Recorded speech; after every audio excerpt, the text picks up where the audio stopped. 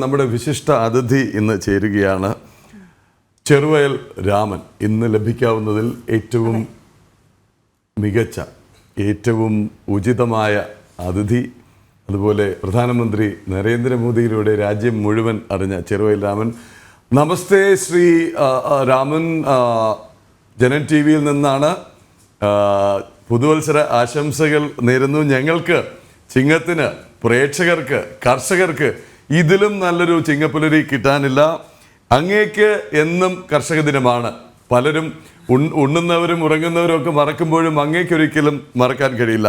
പക്ഷെ ഇന്നത്തെ ഒരു തുടക്കമുണ്ടല്ലോ, ആ ഊർജം അതെങ്ങനെയാണ്? അതായത് ഇന്നിപ്പോൾ ചിങ്ങം പുലരി, അതായത് മലയാള മാസം പിറക്കുകയാണല്ലോ, മലയാള വർഷം 1200 ആണ്ട് പിറക്കാൻ പോവുക ഇന്ന് മുതൽ. അപ്പോൾ നമുക്കറിയാം 1200 പിറക്കുമ്പോൾ സത്യത്തിൽ നമുക്കിന്ന് ഒരു ദുഃഖത്തോടെയാണ് 1200 പിറന്നിട്ടുള്ളത് എന്ന് നമുക്കത് മറച്ചു വെക്കാൻ പറ്റില്ല. അതായത് വയനാട്ടിൽ ഒത്തിരി കുടുംബങ്ങൾ നമുക്ക് നഷ്ടപ്പെട്ടു പോയിട്ടുണ്ട്. അപ്പം അതിലും നമ്മൾ ദുഃഖത്തിൽ പങ്കുചേർന്നുകൊണ്ട് നമുക്ക് ഈ ചിങ്ങപ്പുലരി വരവേൽക്കാം എന്നാണ് എനിക്ക് തോന്നുന്നത്. ഒരു കാര്യം കൗതുകത്തോടെ ചോദിച്ചോട്ടെ, ഈ ചെറുവയൽ രാമൻ, ഈ പേര് എങ്ങനെ വന്നു? നെല്ലിൻ്റെയും കൃഷിയുടെയും കാർഷിക ലോകത്തിൻ്റെയും ഒക്കെ പ്രതിരൂപമായ ചെറുവയൽ രാമന് ചെറുവയൽ എന്നുള്ള പേരെങ്ങനെ? വലിയ വയൽ ആണ് അദ്ദേഹത്തിന്റെ ഒരു ഭൂമികയെങ്കിലും. അത് ഇത് ചെറുവയൽ എന്ന് പറയാൻ കാരണം ഇവിടെ ചെറു കുടുംബം താമസിച്ചൊരു വീടായിരുന്ന പഴമക്കാരെ പറയുന്നത്. ചെറു കുടുംബം, അവർ കുടുംബ പേരാണ് ചെറു എന്നാണ്. അതിൻ്റെ പേരിലാണ് ഈ പ്രദേശത്ത് അല്ലെങ്കിൽ ഈ വീടിന് ചെറുവയൽ എന്ന് പേര് കൊടുക്കാൻ കാരണം എന്നാണ് പഴമക്കാരിൽ നിന്ന് കിട്ടിയ അറിവ്. അത് വെച്ചുകൊണ്ട് തന്നെയാണ്, അത് ഒത്തിരി വർഷങ്ങൾക്ക് മുന്നെയാണ് കേട്ടോ, ഇന്നലെയൊന്നുമല്ല. അങ്ങനെയാണ് ചെറുവയൽ എന്ന പ്രദേശം ഉടലെടുക്കാൻ തുടങ്ങുന്നത്. വീട്ടിൻ്റെ പേരും ഈ പ്രദേശത്തിൻ്റെ പേരും ഒക്കെ ചെറുവയൽ. അതായത് ഇടവക പഞ്ചായത്തിലെ ചെറുവയൽ 9ാം വാർഡ് വരെ വന്നു കഴിഞ്ഞു. അത്രയും അറിയപ്പെടുന്ന ഒരു പ്രദേശമാണ് ചെറുവയൽ. അങ്ങനെയാണ് ചെറുവയൽ എന്നൊരു പേര് തുടങ്ങിയത്. അത് എല്ലാവർക്കും അറിഞ്ഞിരിക്കേണ്ടതാണ്. വായിച്ചുള്ള അറിവാണ്. 5ാം ക്ലാസ് കഴിഞ്ഞപ്പോൾ പാടത്തേക്ക് ഇറങ്ങേണ്ടി വന്ന ആളാണെന്ന ഈ നെല്ലിനെ ചേർത്ത് പിടിക്കാൻ പ്രേരിപ്പിച്ചത് എന്താണ്? യാദൃച്ഛികമായിട്ടാണോ, മാതാപിതാക്കൾ പറഞ്ഞിട്ടാണോ? അല്ലല്ല. അതായത് ഞാൻ നേരത്തെ പറഞ്ഞു 5ാം ക്ലാസ് വരെ മത വിദ്യാഭ്യാസമുള്ളൂ, അത് ശരിയാണ്.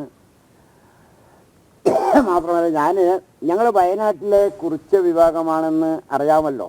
ഞങ്ങൾ വയനാട്ടിലെ ഒരു പരമ്പരാഗത കർഷകരാണ്. അതായത് മനുഷ്യന്റെ ജന്മനാലെ തുടങ്ങിയ ഒരു സമ്പ്രദായമാണ് കാർഷിക സമ്പ്രദായം.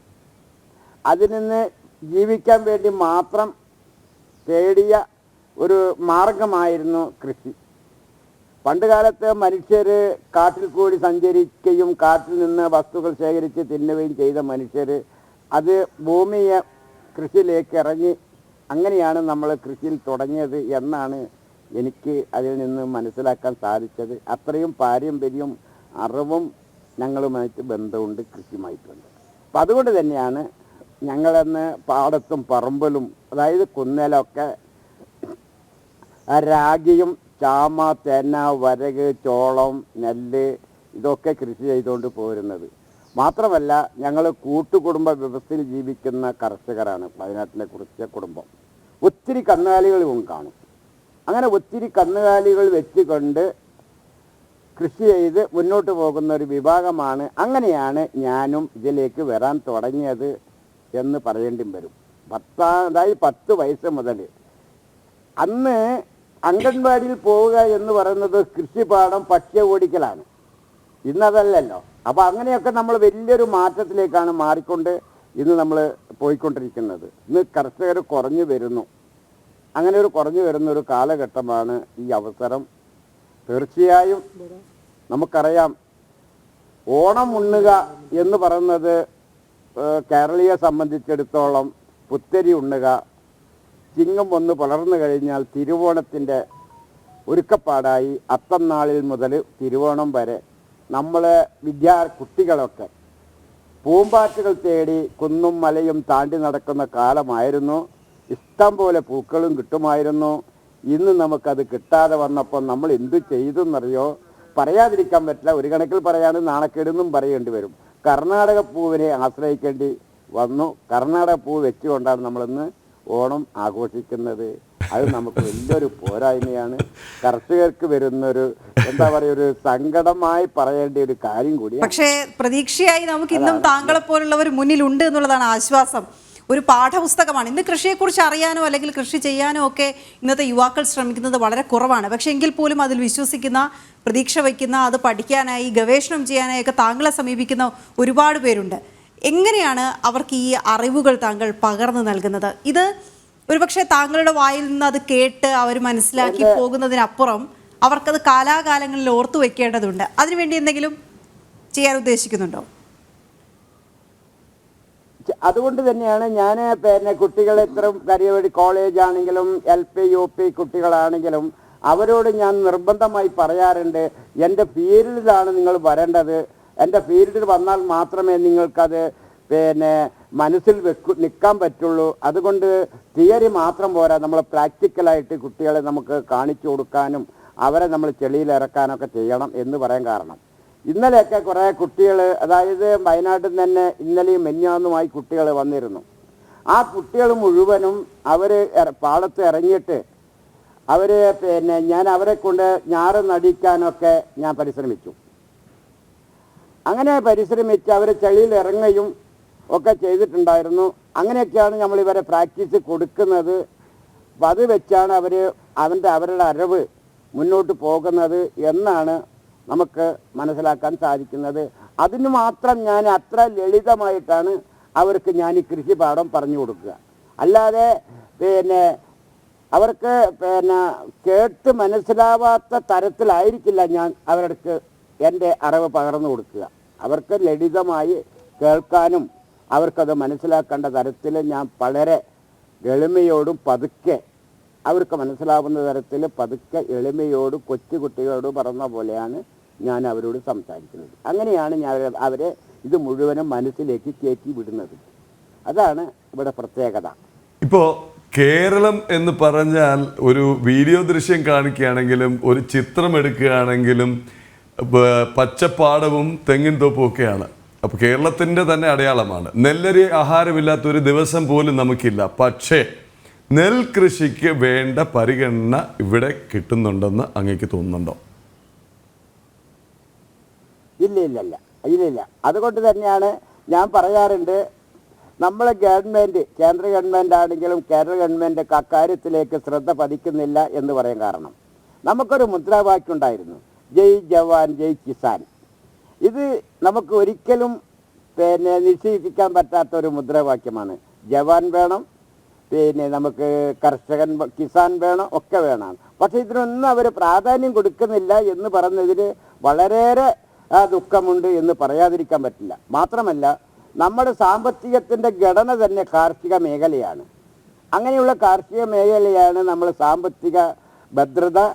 മാത്രമല്ല, സാമ്പത്തിക ശാസ്ത്രജ്ഞന്മാർ പോലും അവിടെ നിന്നാണ് നമ്മുടെ സാമ്പത്തികം കണ്ടെത്തുന്നത്. അതിൻ്റെ ഒരു എന്താ പറയുക, അതിൻ്റെ ഒരു വികാരം നമ്മുടെ ഗവൺമെൻറ്റിൽ ഇല്ല എന്നുള്ളത് സത്യമാണ്. അപ്പം അതുകൊണ്ട് തന്നെ അക്കാര്യത്തിൽ ദുഃഖമുണ്ട്. നമുക്കറിയാം, ഇന്ന് കൃഷിക്കാരൻ ഇല്ലെങ്കിൽ, ഞാൻ കുട്ടികൾക്ക് കൊടുക്കുന്ന പാഠം ഇതൊക്കെയാണ്. കാരണം നമുക്ക് ഭൂമിയിൽ 5 പേരുണ്ട്: മാതാവ്, പിതാവ്, ഗുരു, പിന്നെ നമുക്ക് ഭക്ഷണം തരുന്ന ആൾ കർഷകൻ, രോഗം വരുത്തുന്ന ഒരാൾ ഡോക്ടറാവാം, വൈദ്യരാവാം. ഇതൊക്കെ അത്തരം കാര്യങ്ങൾ പോലും ഞാൻ അവരെ ബോധ്യപ്പെടുത്താറുമുണ്ട്. അപ്പോൾ പിന്നെ തീർച്ചയായും അവർക്കത് മനസ്സിലേക്ക് വരുമല്ലോ. മാത്രമല്ല, ഇപ്പം എൻ്റെ ഒരു പാഠം, ചെറുവ രാമൻ്റെ ആത്മകഥ എന്ന് പറഞ്ഞ ഒരു പാഠപുസ്തകവും വന്നിട്ടുണ്ട്. അപ്പം അതിലൊക്കെ ഈ കാര്യങ്ങളൊക്കെ സൂചിപ്പിക്കുന്നുണ്ട്. അപ്പം അങ്ങനെ എല്ലാ അർത്ഥത്തിലും നമ്മളെ കുട്ടികളെ വളർത്തിയെടുക്കുക എന്നൊരു കാഴ്ചപ്പാടും നിഗമനവും ഉണ്ട്. അതുകൊണ്ട് തന്നെയാണ് ഞാൻ അതായത് 20-30 വർഷമായി ഞാൻ ഈ വിത്തുകൾ ഇങ്ങനെ സംരക്ഷിക്കുകയാണ്. വിത്ത് മാത്രമല്ല, എൻ്റെ വീട് വൈക്കോൽ മേഞ്ഞ വീടാണ്, ചുറ്റുപാടും മരങ്ങളുണ്ട്. അങ്ങനെ പ്രകൃതിപരമായി തന്നെ 100% പ്രാക്ടിക്കലാണ്, തിയറി അല്ല. സാധാരണ നമ്മൾ ആളുകൾ ഇവിടെ പ്രകൃതിയെ സംബന്ധിച്ച് സെമിനാറുകളും ക്ലാസ്സിലൊക്കെ പങ്കെടുക്കുന്നുണ്ടെങ്കിലും അദ്ദേഹത്തിൻ്റെ വീട് ചെന്ന് നോക്കിയാൽ നമുക്കറിയാം മുറ്റമടക്കം ടൈൽസ് ആയിരിക്കും, അത്രമാത്രം പതിച്ചിട്ടുണ്ടാവും. അതാണ് ഇവിടുത്തെ പ്രകൃതിയുടെ ആളുകൾ പ്രവർത്തിക്കുന്ന ഒരു സമ്പ്രദായം. തീർച്ചയായിട്ടും അത് ചോദിക്കുമ്പോഴാണ് ഈ നെൽവിത്തിന്റെ സംഭരണം താങ്കൾ പറഞ്ഞല്ലോ, അതുപോലും ഈ പരമ്പരാഗതമായ രീതിയിലുള്ള മുളങ്കുട്ടയിലൊക്കെയാണ് ഇപ്പോഴും താങ്കൾ സംരക്ഷിക്കുന്നത്. അത്രമാത്രം. ഇപ്പൊ നേരം വെളുത്തു കഴിഞ്ഞാൽ പക്ഷികളെ പറയട്ടെ. രാവിലെ നേരം വെളുക്കുമ്പം ചെവിടിയ പൊട്ടുന്ന തരത്തിലുള്ള കരച്ചിലാണ് അവിടെ കേൾക്കുന്നത്. നോക്കണം, ഇതൊക്കെ പ്രകൃതിയുടെ മക്കളാണെന്ന് നമ്മൾ ചിന്തിക്കണ്ടേ? തീർച്ചയായും വേണം. അപ്പം അതുകൊണ്ട് നമുക്ക് പ്രകൃതിയുടെ മക്കളെ സംരക്ഷിക്കേണ്ട ബാധ്യത നമുക്കില്ലാതെ പോകുന്നു.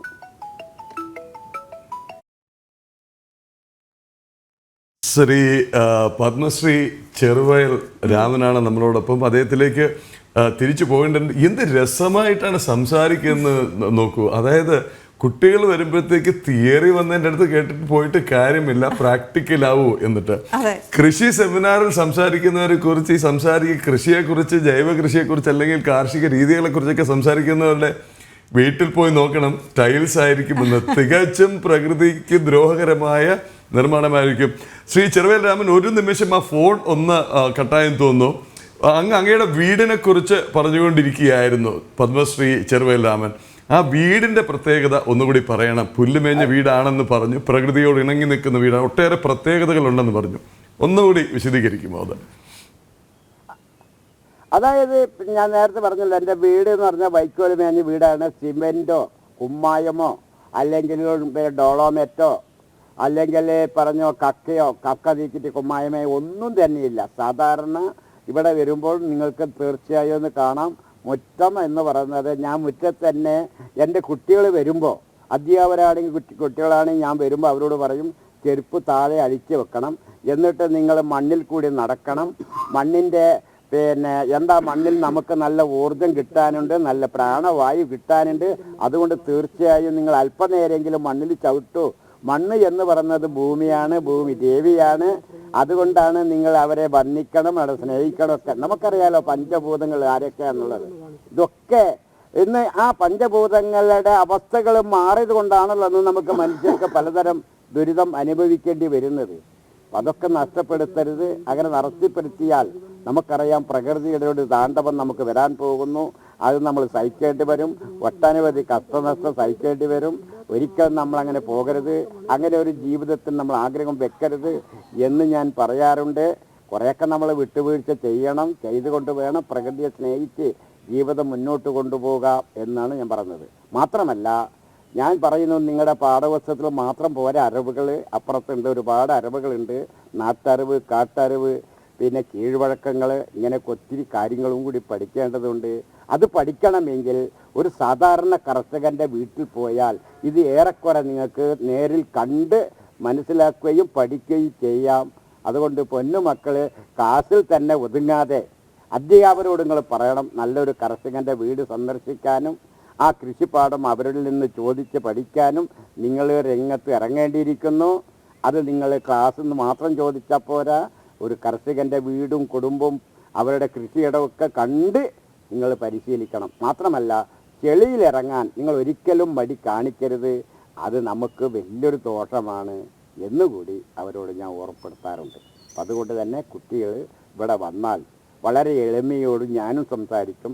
അവരോട് എളിമയോട് സംസാരിക്കാൻ ഞാൻ അവരോട് ആവശ്യപ്പെടും, ക്ഷമയോട് കേട്ടിരിക്കാൻ ഞാൻ അവരോട് ആവശ്യപ്പെടും. അങ്ങനെ അവരും ക്ഷമയോട് കേട്ടിരിക്കും, ഞാനും ക്ഷമയോട് പറയും. അങ്ങനെ തട്ടിയും തലോടിയാണ് ഞാൻ പിള്ളേരെ പാടത്ത് ഇറക്കിക്കൊണ്ട് പോകുന്നത്. തീർച്ചയായും അതുകൊണ്ട് തന്നെ പിള്ളേർക്ക് വളരെ സന്തോഷം ഇവിടെ നിന്ന് പകർന്നാണ് വിടുന്നത്. ഒരിക്കലും നിരാശപ്പെടുത്തി വിടാറില്ല. ഇത്രയാണ് ഞാൻ കുട്ടികൾക്ക് കൊടുക്കുന്ന എളിമയായ ജീവിത രീതിയും കൃഷി രീതിയും ഒക്കെ. അപ്പം അതെന്തായാലും അവർ മനസ്സിൽ കയറ്റുന്നുണ്ട്. കാരണം അതിൻ്റെ ഒരു ദൃശ്യം ഞാൻ അവരെ വീക്ഷിക്കാറുണ്ട്. കാരണം എന്താ അറിയോ, അവർ വരുമ്പോൾ ഞാൻ അവരെ നിരീക്ഷിക്കുന്നുണ്ട്, വീക്ഷിക്കുന്നുണ്ട്. അവരുടെ സ്കൂളും പരിസരവും ചുറ്റുപാടും അധ്യാപകരെ സംബന്ധിച്ച് ഞാൻ അന്വേഷണവും നടത്താറുണ്ട്. അപ്പോൾ ഏറെക്കുറെ കാര്യങ്ങൾ എനിക്ക് ബോധ്യം വരുന്നുമുണ്ട്. ഇതാണ് മാഷെ സംഭവം. ശ്രീ രാമൻ ഇപ്പോൾ അങ്ങയുടെ വീടും പരിസരവും കാണിക്കുകയാണ് ഞങ്ങളുടെ വിഷ്വൽ ജേർണലിസ്റ്റ്. ഒരു ചോദ്യം, ഇത് ഡെസ്കിൽ നിന്ന് വന്ന സജഷനാണ്, നിർദ്ദേശമാണ്. പുഴയോരത്താണ് അങ്ങയുടെ വീട്. ഈ ഉരുൾപൊട്ടലും പ്രളയവും ഒക്കെ കേൾക്കുമ്പോഴും അങ്ങയുടെ വീടിനെ പ്രളയം ബാധിച്ചിട്ടില്ല. പുഴ അങ്ങയുടെ വീടിൻ്റെ പരിസരം തഴുകി കടന്നു പോകുന്നതേ ഉള്ളൂ. പ്രകൃതിയെ സ്നേഹിച്ച് പ്രകൃതിയെ ഉപദ്രവിക്കാതെ ജീവിക്കുന്നത് കൊണ്ടാണോ ഇത്? അതെ, തീർച്ചയായും. കാരണം എന്നറിയോ, ഞങ്ങളെ സംബന്ധിച്ച് വയനാട്ടിലെ കുറിച്യ വിഭാഗത്തെ സംബന്ധിച്ച് പറയുകയാണെങ്കിൽ അവർ അതായത് കാലാവസ്ഥയെ പറ്റി അല്ലെങ്കിൽ ഭൂപ്രകൃതിയെ പറ്റി വയനാടിൻ്റെ ആവാസ വ്യവസ്ഥയെ പറ്റി നന്നായി പഠിച്ച് ജീവിച്ച ആളുകളെ ഇവർ. അപ്പം അതുകൊണ്ട് തന്നെ അവർക്കറിയാം ഉരുൾപൊട്ടുന്നത് ഏത് ഭാഗത്തെല്ലാം ഉരുൾപൊട്ടുണ്ടാകുന്നു, വെള്ളത്തിൻ്റെ ബുദ്ധിമുട്ട് ഏത് ഭാഗത്ത് വരുമെന്ന് അവർക്ക് നന്നായിട്ട് അറിയാം. അതിനനുസരിച്ചിട്ടാണ് പഴമക്കാർ വീടൊക്കെ നിർമ്മിച്ചിട്ടുള്ളത്. ഇപ്പോൾ എനിക്കിവിടെ എന്ന് പറഞ്ഞാൽ ഏകദേശം 1 കിലോമീറ്ററിൻ്റെ അപ്പുറത്താണ് പുഴ പോകുന്നത്. അപ്പം 1 കിലോമീറ്റർ അപ്പുറത്ത് പുഴ പോകുമ്പോൾ എൻ്റെ വീട്ടിലേക്ക് വെള്ളം എത്തുക എന്ന് പറഞ്ഞാൽ അത്ര എളുപ്പമല്ല. മാത്രമല്ല എനിക്ക് മഴ പെയ്ത് പോയിട്ട് അങ്ങനെ ഒരു ദുരിതം അനുഭവിക്കാറില്ല. നിങ്ങൾ വേറെയും കൂടി ഒന്ന് ശ്രദ്ധിക്കൂ, ഞങ്ങളിവിടെ ദുരിതാശ്വാസ ക്യാമ്പിൽ ആദിവാസികളായ കുറിച്യ വിഭാഗം ഉണ്ടാവാൻ വഴിയില്ല, കാണുന്നുമില്ല.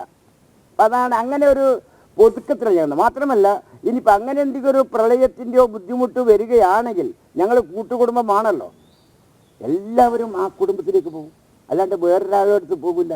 എല്ലാവരും കൂട്ടുകുടുംബ തറവാട് എന്ന് പറഞ്ഞൊരു ഞങ്ങൾക്കുണ്ട്, ഒരു ഹെഡുണ്ട്, അവിടെയാ ചെന്ന് നിൽക്കുക. അപ്പം ഞങ്ങൾക്കൊരു വിഷമം ഉണ്ടാവില്ല. കുടുംബപരമായോ അല്ലെങ്കിൽ ഒരു സഹായപരമായോ അങ്ങനെ ഒന്നും തന്നെ വിഷമുണ്ടാവാൻ സാധ്യതയില്ല.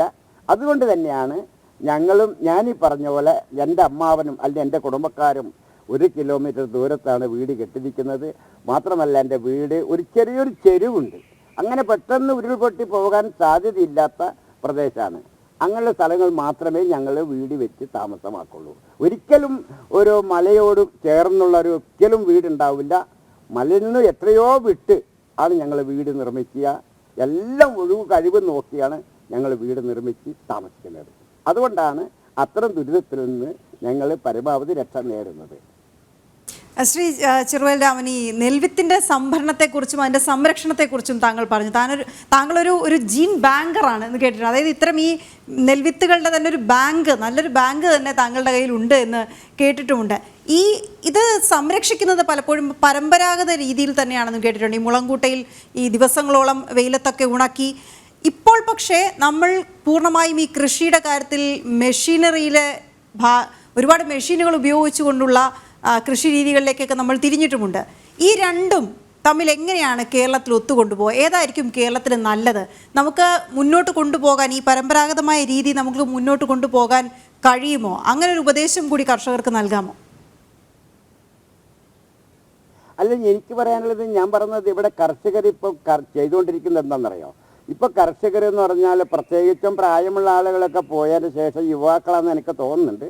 ഇപ്പം കൃഷിക്കാരൻ ചെയ്യുന്ന ഒരു പ്രവൃത്തിയുണ്ട്. എന്താണെന്നറിയോ? അവർ പാടം ഒരുക്കിയിട്ട് വിത്തിന് ഓടുകയാണ്. എവിടത്തേക്കാണെന്നറിയോ? കൃഷിഭവൻ മുഖേനയാണ് വിത്ത് ഓടുന്നത്. അതല്ല എൻ്റെ ശരി എന്താണെന്ന് ചോദിച്ചാൽ, അവരുടെ പാടത്തുണ്ടാവുന്ന നെല്ല് അതിൻ്റെ 80% വിളവിൽ നോക്കി പക്ക നോക്കി കൊയ്ത് കൊണ്ടുവന്ന് അവർ സ്വയം മെതിക്കണം. തല്ലിച്ച് പരമാവധി നമ്മൾ ഒരു നെൽമണിക്ക് ക്ഷതം വരാതെ പതുക്കെ തല്ലി മെതിച്ച് നമ്മൾ ഒരു 10 ദിവസമെങ്കിലും ഈ നിലത്തിട്ട് ചാണകം വടിയ തറയിലിട്ട് ഉണക്കി വെയിലും മഞ്ഞും തണുപ്പും കാറ്റും എല്ലാം കൊണ്ട് വളർന്ന്, ഞാൻ നേരത്തെ പറഞ്ഞ പോലെ മുളം കമ്പല്ല ഈറ്റ കൊണ്ടോ മുള കൊണ്ടോ നെയ്തുണ്ടാക്കിയ കൊട്ട വട്ടിയൊക്കെ ഉണ്ടാവും, അതിലാണ് സൂക്ഷിക്കുക. അപ്പം അങ്ങനെ സൂക്ഷിക്കുമ്പോൾ ഒരു കാരണവശാലും അത് കേടുവരാൻ സാധ്യതയില്ല. ഇപ്പം എൻ്റെ വീട് എന്ന് പറഞ്ഞാൽ 154 വർഷം പഴക്കമുള്ള വീടാണ്. ഇതിൽ ഇത്രയും കാലമായിട്ടും എൻ്റെ നെല്ലിന് അങ്ങനത്തെ ഒരു കുത്തോ അങ്ങനെ ഒരു കേടോ സംഭവിച്ചിട്ടില്ല. കാരണം എന്തുകൊണ്ട്? എൻ്റെ വീടും വിത്തും രണ്ടും പ്രകൃതിയിൽപ്പെട്ടതാണ്. അപ്പം അതുകൊണ്ട് ഒരിക്കലും പ്രകൃതി എൻ്റെ വീടും ഈ വിത്തും തമ്മിൽ ഒരു സംഘടന നടക്കുന്നില്ല. സംഘടന നടക്കാൻ വഴിയില്ല. അപ്പം അതുകൊണ്ടായിരിക്കണം ആ വിത്തിന് യാതൊരു തരത്തിലുള്ള കേടും കൂടാതെ നിലനിൽക്കുന്നത്. മാത്രമല്ല, ഞാനിപ്പം 60 തരം നെൽവിത്തുകൾ കൃഷി ചെയ്യുന്നുണ്ടെന്ന് പറഞ്ഞു. 60 എണ്ണം ചെയ്യുന്നുമുണ്ട്. രാസവളങ്ങളോ കീടനാശിനൊന്നും ഉപയോഗിക്കുന്നുമില്ല. പരമ്പരാഗത രീതിയിൽ ഒക്കെയാണ് ഞാൻ ഒരു കൃഷി ചെയ്ത്. അതുകൊണ്ട് തന്നെ അതിന് പ്രതിരോധ ശേഷി കൂടുന്നുമുണ്ട്. ഇപ്പോൾ രാസവളമില്ല, കീടനാശിനിയില്ല, ഒരിക്കലും മണ്ണിന് ദോഷവുമില്ല. അപ്പം അങ്ങനെയുള്ള പരമ്പരാഗതമായി മണ്ണിന് ദോഷമില്ലാതെ കൃഷി മുന്നോട്ട് കൊണ്ടുപോകുമ്പം എൻ്റെ വിത്തിന് കേടില്ലാതെ നിൽക്കാൻ സാധിക്കും. ഞാൻ ഒരു കാര്യം കൂടി ഞാൻ കർഷകരെ ബോധ്യപ്പെടുത്താൻ ഉദ്ദേശിക്കുന്നു. നമുക്കറിയാം, ഹരിത വിപ്ലവം നമുക്ക് ഒത്തിരി ധാന്യങ്ങൾ ഉണ്ടാവാനും ഉണ്ടാക്കാനും കൂടുതൽ വിളവ് കിട്ടാനും നമ്മൾ പരിശ്രമിക്കുന്നുണ്ട്, കിട്ടുന്നുണ്ട്. പക്ഷേ ഒരു കാര്യം നിങ്ങളോട് ചോദിക്കട്ടെ, നമ്മൾ ഭക്ഷണം കഴിച്ച് ഏമ്പൊക്കെ ഇട്ടു, പക്ഷെ അത് കഴിച്ചത് മുഴുവൻ നിങ്ങൾ വയറ്റിൽ അല്ലെങ്കിൽ ശരീരത്തിലും ദോഷമായി മാറുന്നില്ലേ എന്നൊരു ചോദ്യം ഉണ്ട്. എങ്കിൽ അതിന് പറയാ, ഇല്ല എങ്കിൽ നിങ്ങൾ ആരോഗ്യമുള്ള ഒരു പുരുഷനെ നമ്മുടെ രാജ്യത്ത് കാണിക്കണം. എന്തുകൊണ്ടാ? എല്ലാത്തിനും ഒരു രോഗമാണ്. ക്യാൻസർ, അറ്റാക്ക്, കിഡ്നി തേയ്മാനം, അതായത് ബ്ലോക്കുകൾ വരിക, മാത്രമല്ല ആയുസ് കുറയുക, ഇതൊക്കെ വരുന്നുണ്ട്. പക്ഷെ നമ്മൾ ആയുസ് കൂടുന്നത് എന്തുകൊണ്ടാണ്? ഡോക്ടർമാർ മരുന്ന് അവിടെ ഉള്ളത് കൊണ്ടാണ് ആയുസ് കൂടുന്നത്. ഇല്ലെങ്കിൽ എല്ലാവരും പോകാനേ സമയമുള്ളൂ. അപ്പോൾ ഇതൊക്കെ വരുന്നത് നമ്മുടെ പ്രകൃതി വിരുദ്ധമായ ഭക്ഷണമാണ് എന്നാണ് എൻ്റെ അഭിപ്രായം. അപ്പം ഞാൻ പറയുന്നത് പുതിയതും പഴയതും വേണം, ഒന്ന്. രണ്ടാമത്, കീടനാശിനി നമുക്ക് വേണ്ട എന്ന് ഞാൻ പറയാൻ തയ്യാറില്ല. പക്ഷേ ഞാൻ പറയുന്നത് കീടങ്ങളെ മാത്രം നശിപ്പിക്കാവുന്ന തരത്തിലുള്ള കീടനാശിനി കണ്ടുപിടിച്ചൂടെ? അപ്പം ഞാൻ പറയുന്ന ഒരു പുനർചിന്തനം ആ കീടനാശിനി വരുത്തണം. കീടനാശിനി വരുത്തിയിട്ട് മണ്ണിനെയും നമ്മൾ കഴിക്കുന്ന സസ്യങ്ങളാണെങ്കിലും ചെടികളാണെങ്കിലും അതിന് ഒരു തരത്തിലും ദോഷമില്ലാത്ത കീടനാശിനി വന്നാൽ ഒരു പരിധി വരെ നമുക്ക് ഇത്തരം സംരക്ഷണത്തിൽ നിന്ന് രക്ഷ നേടാം എന്നാണ് എനിക്ക് തോന്നുന്നത്. അപ്പോൾ തീർച്ചയായും അതും കൂടി നമ്മളെ ശാസ്ത്രജ്ഞർ, ഹരിത വിപ്ലവം നടത്തിയ ശാസ്ത്രജ്ഞരെ ഉൾക്കൊള്ളണം. അങ്ങനെ ഉൾക്കൊണ്ട് ഭൂമിയെയും പ്രകൃതിയെയും ജനത്തിനെയും ഒക്കെ സംരക്ഷിക്കേണ്ട തരത്തിലായിരിക്കണം നമ്മൾ ഭക്ഷ്യധാന്യം കൃഷി ചെയ്യേണ്ടത്. ഭക്ഷ്യസുരക്ഷ എന്ന് മാത്രം പറഞ്ഞാൽ പോരാ, ഭക്ഷ്യസുരക്ഷ തന്നെ ആയിരിക്കണം. ബാക്കിലൊന്ന് പ്രവൃത്തിയിൽ മറ്റൊന്നാവാൻ പാടില്ല. കാലാവസ്ഥാ വ്യതിയാനം, ഇപ്പോൾ കാണുന്ന ദുരന്തങ്ങൾ, ഉരുൾപൊട്ടൽ, ഇതൊക്കെ ആശങ്കപ്പെടുത്തുന്നുണ്ടോ അങ്ങേ? തീർച്ചയായിട്ടും ഉണ്ട്. കാരണം എന്തുകൊണ്ടെന്നറിയാം? അതായത് വയനാടിൻ്റെ നേരത്തെ ഞാൻ പറഞ്ഞു, വയനാടിൻ്റെ ആവാസ വ്യവസ്ഥ എന്ന് വെച്ചാൽ വയനാട്ടിൽ തന്നെ നിങ്ങൾ അറിയുമോ എന്നറിയില്ല, വയനാട്ടിൽ 6 തരം മഴയുണ്ടായിരുന്നു, 5 തരം കാറ്റുണ്ടായിരുന്നു. ഇന്ന് അത് മാത്രമല്ല, അത് സമയാസമയങ്ങളിലാണ് ആ മഴ ഉണ്ടായിരുന്നത്. സമയാസമയങ്ങളിൽ കാറ്റുണ്ട്. ഇന്ന് ആ സമയമൊക്കെ മാറി, കാറ്റിൻ്റെ ഗതി മാറി, സമയം, മഴയുടെ മഴ, 6 മഴ പോയി. ഇപ്പം മഴ ഇല്ലയെന്ന് തന്നെ പറയേണ്ടി വരും. പെയ്യുമ്പോൾ വലിയൊരു പ്രളയമായിട്ടാണ് വരുന്നത്. മാത്രമല്ല, നമ്മളിന്ന് ഭൂമിയെ പലതരത്തിലും തരം മാറ്റിക്കൊണ്ടിരിക്കുക. കാരണം മരങ്ങൾ വെട്ടിയും കാടുകൾ തെളിച്ചും അതുപോലെ തന്നെ കളനാശിനി അടിച്ചും, എന്തിനേറെ പറയുന്നത്, ഭൂമിയിലൊരു ജീവജാലകൾ പോലും വെക്കാതെ നമ്മളിന്ന് കോടാനുകോടി ജീവികളെ കൊന്നൊടുക്കിക്കൊണ്ട് മനുഷ്യൻ ജീവിതം മുന്നോട്ട് കൊണ്ടുപോകുന്നത് എന്നും കൂടി നമ്മൾ ഓർക്കേണ്ടതുണ്ട്. അപ്പം നിങ്ങൾ ആലോചിച്ച് നോക്കൂ, ജീവിക്കാൻ നമുക്ക് മാത്രമല്ല ഈ ഭൂമിയിൽ അവകാശം, കോടാനുകോടി ജീവികൾക്ക് ഈ ഭൂമിയിൽ ജീവിക്കാൻ അവകാശമുണ്ട്. ആ അവകാശം ആര് നിഷേധിക്കുന്നു? മനുഷ്യരായി നമ്മൾ നിഷേധിക്കുന്നു. അപ്പോൾ അതുകൊണ്ട് തന്നെ അവരിൽ നിന്ന് നമുക്ക് ഒട്ടനവധി എന്താ പറയുക, ശാപങ്ങളും നമ്മൾ ഏൽക്കേണ്ടി വരും. തീർച്ചയായും ഈ പ്രപഞ്ചത്തെ നമ്മൾ ധിക്കരിക്കുകയാണ്. അത് ധിക്കരിക്കുന്നതിൻ്റെ ഫലമായിട്ടാണ് നമുക്കിങ്ങനെയുള്ള ഉരുൾപൊട്ടലും മലയിടിക്കലും ഉണ്ടാവാൻ സാധ്യത എന്നാണ് എൻ്റെ അഭിപ്രായം. മാത്രമല്ല, ചില പ്രദേശങ്ങളിൽ മണ്ണിന് ബലക്കുറവായിരിക്കും, ക്ലിപ്പുണ്ടാവില്ല. അപ്പം അങ്ങനെ ക്ലിപ്പില്ലാതെ വരുന്ന ഇതൊന്നും ആരും ശ്രദ്ധിക്കാറുമില്ല. ഇപ്പോൾ തന്നെ ഓരോ പ്രദേശം ഇടിയുന്നുണ്ട് എന്ന് ഞാൻ മനസ്സിലാക്കുന്നത് അത് ആ മണ്ണിന് ക്ലിപ്പില്ല. മാത്രമല്ല, കുത്തനെയുള്ള മല ഇടിച്ച് നിരത്തി വലിയ ഭാരമുള്ള ബിൽഡിംഗ് നിർമ്മിക്കുന്നു. പിന്നെ മാത്രമല്ല, അത് താങ്ങി നിർത്താനുള്ള വസ്തുവായ മരത്തിൻ്റെ വേരുകൾ വെട്ടിമാറ്റുന്നു. പിന്നെ അവിടെ മണ്ണിടിച്ചിലുണ്ടാവുമല്ലോ, ഉറപ്പല്ലേ? മാത്രമല്ല, ഭൂമിയിൽ കൂടി വെള്ളം ഇറങ്ങുന്നുണ്ട്. നമ്മൾ ഉദ്ദേശിക്കുന്ന പോലെ അല്ല, ഭൂമിയിൽ വെള്ളം നല്ല പോലെ താഴോട്ട് ഇറങ്ങുന്നുണ്ട്. ആ ഇറങ്ങുന്ന വെള്ളം നീരുറവയായി നീങ്ങിക്കൊണ്ടിരിക്കുക. അപ്പം നമുക്ക് തീർച്ചയായും മണ്ണിനെ എളിമയാക്കിക്കൊണ്ട്, അതായത് മണ്ണിനെ നനവ് കൊണ്ട് മണ്ണിനെ ബലം കുറയ്ക്കുന്നു. ബലം കുറയ്ക്കുമ്പോൾ തീർച്ചയായും നമ്മൾ ഇതുപോലെ വീടുകൾ നിർമ്മിക്കുമ്പോഴും ആ വീടിൻ്റെ മുകളിൽ വലിയ ഭാരം വരുമ്പോഴും തീർച്ചയായും അവിടെ ഉരുൾപൊട്ടാൻ സാധ്യതയുണ്ട് എന്നാണ് എൻ്റെ അഭിപ്രായം.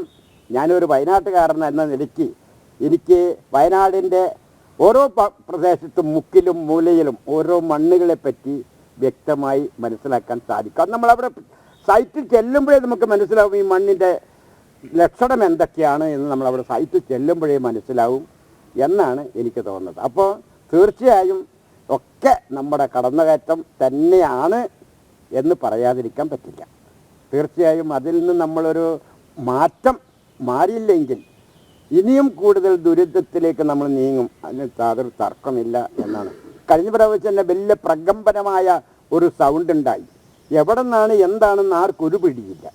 ഇതൊക്കെ എങ്ങനെ സംഭവിച്ചു? അപ്പോൾ പ്രകൃതിയിൽ നടക്കുന്ന പ്രതിഭാസങ്ങൾ എന്തൊക്കെയാണെന്ന് നമുക്ക് ആർക്കും നിശ്ചയിക്കാൻ പറ്റില്ല. ഏത് സമയവും എപ്പോൾ വേണമെങ്കിലും സംഭവിക്കാം. അപ്പം നമ്മൾ തീർച്ചയായും അതിനൊക്കെ നമ്മൾ കണ്ടുകൊണ്ട് വേണം ഇനി ജീവിതം മുന്നോട്ട് കൊണ്ടുപോകാൻ എന്നാണ് എനിക്ക് മാന്യ സുഹൃത്തുക്കളോട് പറയാം. അപ്പോൾ അതുകൊണ്ട് എല്ലാത്തിനും നമ്മളൊരു വിട്ടുവീഴ്ച മനോഭാവം കാണിക്കണം. അമ്മയോടൊരു സ്നേഹം കാണിക്കണം അല്ലേ? അമ്മയോ എന്ന് പറയുമ്പോൾ ആരാണ്? ഭൂമിയാണ്. അവരോട് നമ്മളൊരു സ്നേഹം കാണിക്കണം. മാത്രമല്ല നമ്മളെ, അതായത് ഒരു ഭൂമി എന്ന് പറയുന്നത് വിത്തിൻ്റെ മുളപ്പിക്കേണ്ട അമ്മയുടെ വയറ് എന്ന് വേണമെങ്കിൽ നമുക്കതിനെ വിശേഷിപ്പിക്കാം. അമ്മയുടെ വയറാണ് മണ്ണ്, യാതൊരു തർക്കവുമില്ല. കാരണം ഒരു വിത്ത് അവിടെ നിന്നാണ് പൊടിച്ച് വളർന്ന് അത് വലിയൊരു ആൽമരമായി മാറുന്നത്. അങ്ങനെയാണ് തീർച്ചയായും. അപ്പം നമുക്ക് അമ്മയെ ഒരിക്കലും മറക്കാൻ പാടില്ല. ഭൂമി ദേവിയാണ്, ഗംഗാദേവിയാണ്, വായുദേവനാണ്, അഗ്നീശ്വരനാണ്, വിണ്ണാണ്. ഇത് നമ്മൾ ഒരിക്കലും മറക്കരുത്. പഞ്ചഭൂതങ്ങൾ വേറിട്ട് നിൽക്കുകയാണ്. പല വിധത്തിലാണ് ഇപ്പം പഞ്ചഭൂതങ്ങളുടെ, അതായത് പ്രവർത്തികൾ, കാറ്റ്, മഴ, ഇടി, മിന്നൽ ഒക്കെ വേറിട്ട് പോയിരിക്കുന്നു. അവരുടെ കൂട്ടായ്മയും പോയിരിക്കുന്നു. തീർച്ചയായും നമുക്കതിൻ്റെ ദോഷഫലം ചെയ്യും, യാതൊരു തർക്കമില്ല. അപ്പോൾ അതൊക്കെ നമ്മൾ മനസ്സിൽ കണ്ടുകൊണ്ടും ഭാവിയിലെ കുട്ടികൾക്ക് അതിൻ്റെ ദോഷഫലങ്ങൾ പറഞ്ഞു കൊടുത്തും അവരെ വളർത്തിക്കൊണ്ടുവരണം എന്നാണ് ഈ കർഷക ദിനത്തിൽ എനിക്ക് കർഷക സുഹൃത്തുക്കളോടും സമൂഹത്തോടും പറയാറുള്ളത്. ഒരു കാര്യം കൂടി ഒന്ന് ചോദിച്ചോളട്ടെ. നേരത്തെ വീണ, എന്നോടൊപ്പമുള്ള വീണ ചോദിച്ചതിൻ്റെ ബാക്കിയാണ്. 50ഓളം വിത്തിനങ്ങൾ അങ്ങ് സൂക്ഷിക്കുന്നുണ്ടെന്ന് പറഞ്ഞു. ഈ ഒരച്ഛനോടോ അമ്മയോടോ മക്കളിൽ ഏറ്റവും പ്രിയപ്പെട്ടത് ആര് എന്ന് ചോദിക്കുന്നത് ശരിയല്ല എന്നറിയാം. എങ്കിൽ പോലും അതിൽ പ്രിയപ്പെട്ടത് ഏതാണ്? ഏറ്റവും അധികം രുചി എന്ന് അങ്ങ് കരുതുന്നത് ഏതാണ്? ഇതൊന്നും അറിഞ്ഞുകൂടാത്തവർക്കായി, എന്നെപ്പോലെയുള്ളവർക്കായിട്ടുള്ള ഒരു ചോദ്യമാണിത്. അല്ല, അങ്ങനെ നമ്മൾ നേരത്തെ താങ്കൾ പറഞ്ഞ പോലെ മക്കൾ എല്ലാവരും ഒരുപോലെയാണല്ലോ. അപ്പം പിന്നെ നമ്മളതിനങ്ങനെ വേർതിരിച്ച് കാണാൻ പാടുണ്ടോ? പാടില്ല. ഒന്ന്. രണ്ടാമതും എന്നാലും അത് ചിലപ്പോൾ വേർതിരിവ് കാണാം. 10 മക്കളിൽ 10 തരത്തിലായിരിക്കും അവരുടെ പ്രവൃത്തിയും സ്വഭാവവും ഒക്കെ ഉണ്ടാവുന്നത്. ശരിയായിരിക്കാം. പക്ഷേ നമ്മൾ എങ്ങനെയാണോ അതിനെ പരിപാലിക്കുന്നത് അതായിരിക്കും അതിൻ്റെ ഗുണം എന്നാണ് ഞാൻ മനസ്സിലാക്കുന്നത്. ഒന്ന്. രണ്ടാമത് 6 മാസം 180, 200 ദിവസം മൂപ്പുള്ളതും 150 ദിവസം മൂപ്പുള്ളതും 120, 90 ദിവസം ഇങ്ങനെയുള്ള വ്യത്യസ്ത മൂപ്പുകളുള്ള നെൽവിത്തുമുണ്ട്. മണ്ണൊരു ഘടകമാണ്. അപ്പം അങ്ങനെ എല്ലാം കൊണ്ടും ചില മാറ്റങ്ങൾ അതിൻ്റെ അകത്തുണ്ടാവുന്നുണ്ട്. അത് നമ്മളല്ല, പ്രകൃതിപരമായി മാറുന്നതാണ്. അപ്പം നമുക്കെല്ലാം ഒരു മോന് തന്നെയാണ്. അതിന് യാതൊരു തർക്കവുമില്ല. ഞാൻ നേരത്തെ പറഞ്ഞ പോലെ എല്ലാത്തിനും സ്വഭാവങ്ങൾ മാറുന്നുണ്ട്. മണ്ണിൻ്റെ സ്വഭാവം മാറും, നമ്മൾ ചെയ്യുന്ന ആളുകളുടെ സ്വഭാവം മാറും, അത് പാകപ്പെടുത്തുന്ന ആളുടെ സ്വഭാവം മാറും. അങ്ങനെയൊക്കെ വെച്ച് നോക്കുമ്പം പിന്നെ നമ്മുടെ ചെയ്യുന്ന പ്രവൃത്തിയിലുണ്ടാവുന്ന മാറ്റം കൊണ്ടാണ് അതിനെ വ്യത്യസ്ത കാണിക്കുന്നത് എന്നാണ് എനിക്ക് തോന്നുന്നത്. അല്ലാതെ അതിൽ പ്രത്യേകിച്ചൊന്നും മാറ്റമില്ല. കാരണം ഇപ്പം ഗന്ധകശാല നെല്ല്, അതായത് സുഗന്ധ നെല്ലിൽപ്പെട്ടതാണ് ഗന്ധകശാല, ജീരകശാല, മുള്ളൻ കൈമ, ഇതൊക്കെ. അപ്പോൾ അത് നോക്ക്. പക്ഷെ ആ നെല്ലിന് വ്യത്യസ്തതയുണ്ട്, രുചിക്ക് വ്യത്യസ്തതയുണ്ട്, അതിൻ്റെ സ്മെല്ലിന് വ്യത്യസ്തതയുണ്ട്. അങ്ങനെ ഒരു വ്യത്യസ്ത കാണിക്കും എന്നല്ലാതെ എല്ലാം ഒന്ന് തന്നെയാണ് എന്ന് പറയാതിരിക്കാൻ പറ്റില്ല. കാരണം നമ്മുടെ ഏത് വസ്തുവാണ് നമ്മൾ കഴിക്കുന്നത് അതിൻ്റെ ഒരു രുചി നമ്മളെ മനസ്സിൽ ഉണ്ടാവും, അല്ലെങ്കിൽ നമ്മളെ വായിലറിയും. അപ്പം അത് പറയുമ്പോൾ നമ്മൾ പറയും അത് നല്ല ടേസ്റ്റുള്ളതാണ്, ഇത് ലേശം ടേസ്റ്റ് കുറവാണ് എന്ന് പറയും. സംഗതിയൊക്കെ ശരിയാണ്, ചില വ്യത്യാസങ്ങൾ കാണിക്കുന്നുണ്ട്. അപ്പോൾ എല്ലാം നമുക്ക് ഒരു കയ്യിൽ പിടിക്കാതെ പറ്റില്ല, എല്ലാത്തിനും ഒരു കയ്യിൽ നമ്മൾ പിടിക്കേണ്ടിയും വരുന്നുണ്ട്. തീർച്ചയായും അതിൽ നമ്മൾ വിവേചനം കാണിക്കാനും പാടില്ല. കാരണം എന്തുകൊണ്ട്? നമ്മളെ ഭക്ഷണം പലതരത്തിലുള്ള രുചിക്കൂട്ടുള്ള ഭക്ഷണങ്ങളാണ് കേരളത്തിലുള്ള ആളുകൾ. അപ്പം അതുകൊണ്ട് നമ്മളെല്ലാം ഒരുപോലെ കാണണം എന്നാണ് എനിക്ക് തോന്നുന്നത്. അതിൽ നമുക്കൊരു വിവേചനം വേണ്ട എന്നാണ് പറയുന്നത്. മാത്രമല്ല നമുക്ക് വേറെ ഒരു കാര്യം കൂടി അതിൽ ഉൾക്കൊള്ളുന്നുണ്ട്. കാരണം എന്തറിയോ, ഏറ്റവും മോശപ്പെട്ടതായിരിക്കും നമ്മൾ ശരീരത്തിന് ഗുണം ചെയ്യുന്നത്, അതും കൂടി നമ്മൾ കാണണം. മോശപ്പെട്ടത് പക്ഷെ പിന്നെ നല്ല രുചിയുള്ളത് ചിലപ്പോൾ നമുക്ക് ശരീരത്തിന് ദോഷമുണ്ടാക്കുന്നുമുണ്ട്. അത് നമ്മൾ അനുഭവത്തിൽ നിന്ന് പഠിക്കുന്നുണ്ട്. രുചിയുള്ളത് നമുക്ക് വയറിന് ദോഷം ഉണ്ടാക്കുന്നുണ്ട്, ശരീരത്തിന് ദോഷമുണ്ട്. രുചിയില്ലാത്തത് ശരീരത്തിന് ഗുണം ചെയ്യുന്നുണ്ട്, അതും കൂടി നമ്മൾ കാണണം. അപ്പം നമുക്ക് അറിയാം കരിങ്കോഴി. അത് കരിങ്കോഴി എന്ന് പറയുമ്പം പാകപ്പെടുത്തി നോക്കുമ്പോൾ ഒരു വസ്തുവിനും പറ്റില്ല, പക്ഷെ അത് വളരെയേറെ ഗുണമുള്ളതാണ്.